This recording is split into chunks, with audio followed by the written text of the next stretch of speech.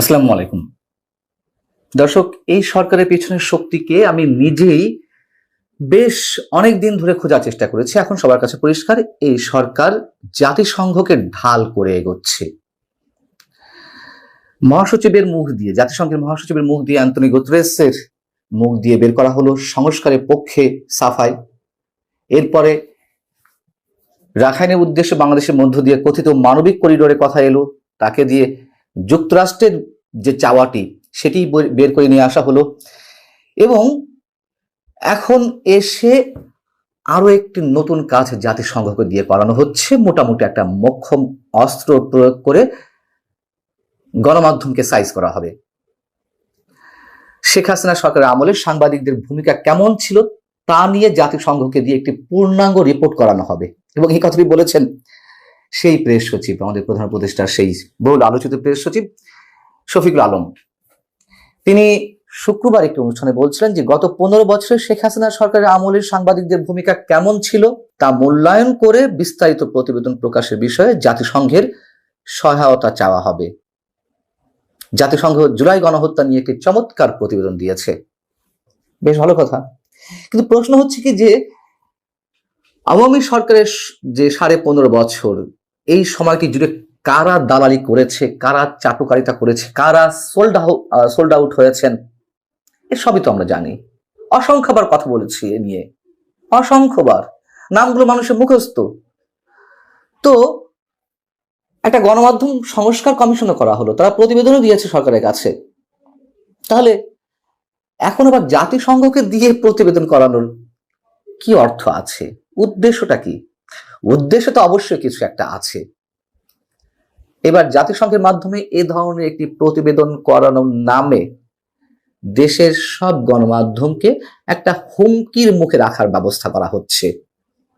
যে কোনো সময় বন্ধ করে দেওয়া করা হতে পারে, যে কোনো সময় সাইজ করা হতে পারে, এবং করা হোক আর না করা হোক, এই প্রতিবেদনটি গণমাধ্যমগুলো তো একটা হুমকির মুখে থাকবেই, ভয়ের মুখে থাকবেই।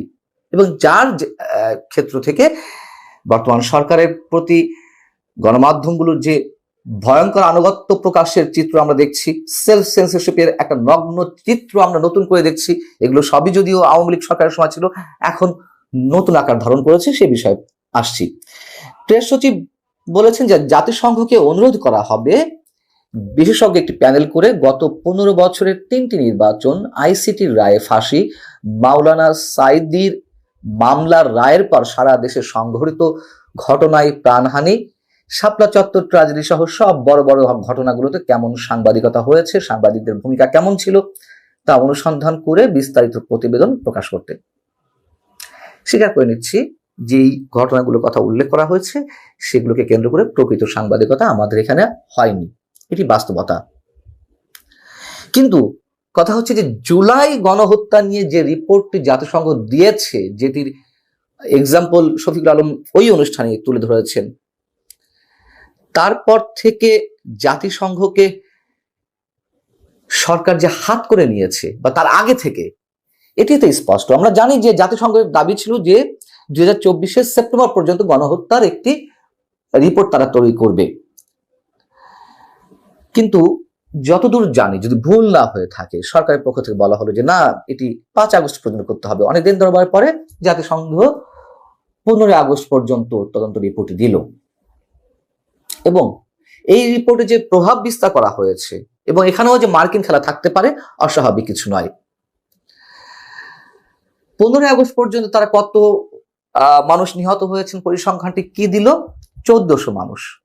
কিন্তু তারা কিন্তু আলাদা করে দেখায়নি যে 5 আগস্টের আগের সময় এবং 5 আগস্টের পরে 15 আগস্ট পর্যন্ত। অবশ্যই তো দুটি পর্ব, তাই না? 5 আগস্টের পর তো আর শেখ হাসিনা ছিলেন না। তাহলে এই 1400 মানুষের মধ্যে কতজন 5 আগস্টের আগে নিহত হয়েছেন আর পরে কতজন নিহত হয়েছেন, এটি কেন আলাদা করে দেওয়া হলো না?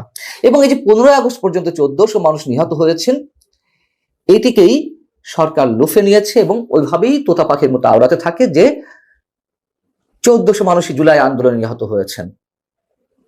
আবার সরকারের পক্ষ থেকে যেই প্রতিবেদন দেওয়া হয়েছে 5 আগস্ট পর্যন্ত, জুলাই আগস্ট আন্দোলনে 852 জন নিহত হয়েছেন।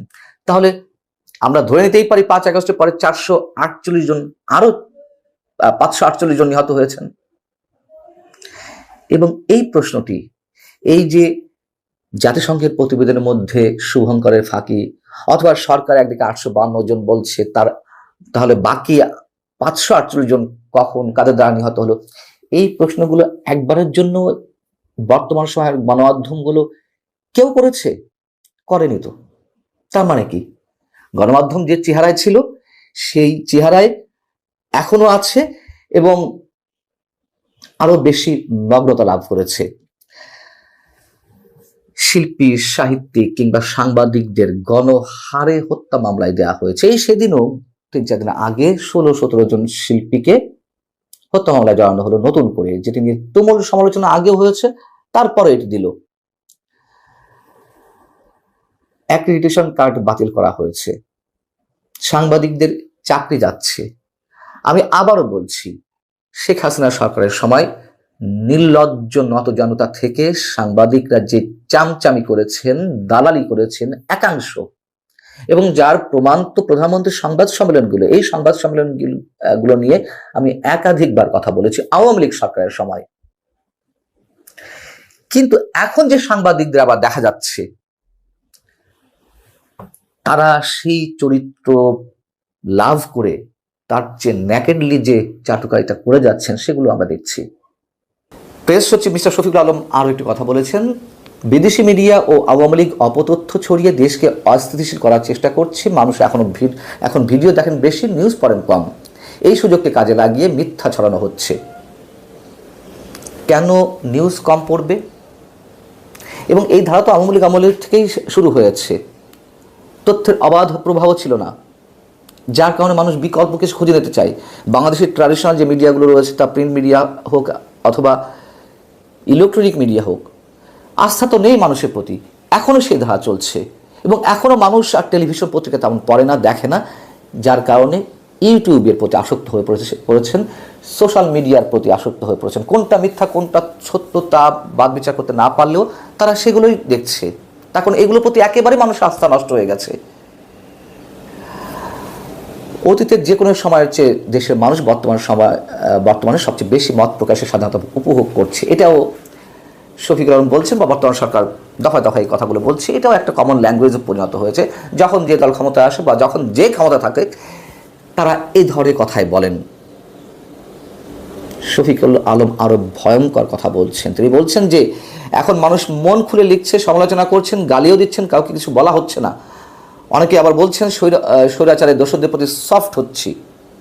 তিনি এও বলছেন যে আমরা কোনো কলম ভেঙে দেইনি, কোনো প্রেসে তালা দেইনি। কি ভয়ঙ্কর সব ইঙ্গিত! মানে আর সফট থাকবে না সরকার, অথবা কলম ভেঙে দিতে তারা প্রস্তুত। কলম ভাঙেনি এটাই নাকি অনেক। এর মধ্যে দিয়ে আমরা কিসের ইঙ্গিত পাচ্ছি? এবং এই ধরনের মব ক্রিয়েট করার মতন কথাবার্তা তো হাসনাত আবদুল্লাহরা কতদিন আগেই বলেছেন। সেই ভাষায় প্রেস সচিবের কণ্ঠে প্রতিধ্বনিত হচ্ছে, কলম ভাঙিনি আমরা। তার কারণ কলম তারা যে কোনো সময় ভেঙে ফেলবেন। এখানে আমাদের আর কিছু বলার নেই। বিষয়টি হচ্ছে যে আওয়ামী লীগ ডিজিটাল অ্যাক্টের মাধ্যমে বা সাইবার সিকিউরিটি অ্যাক্টের মাধ্যমে অনেক সাংবাদিকের বিরুদ্ধে মামলা দায়ের করেছে, অনেকে কারাগারে নিয়েছেন, কেউ কেউ গুমেরও শিকার হয়েছেন। সত্য কথা, তার চেয়েও ভয়ঙ্কর এখন চলছে। কেন চলছে? আওয়ামী লীগের সময় মব ছিল না। এখন মব ক্রিয়েট করে যে কোনো গণমাধ্যমের সামনে জিয়াফত করা হয়, মব ক্রিয়েট করে গণমাধ্যম ভাঙচুর করার হুঁশিয়ারি দেওয়া হয়। এর মধ্য দিয়ে নিশ্চয়ই যে কোনো সময় মানুষের প্রাণহানি ঘটতে পারে, গণমাধ্যমের সম্পদের বিনষ্ট সাধন হতে পারে, এবং সারা দেশের মানুষ একটা আতঙ্কের মধ্যে থাকে সব সময়। এই যে ভয়ঙ্কর রণমূর্তি, বিমূর্ত অবস্থায়, এটা মানুষকে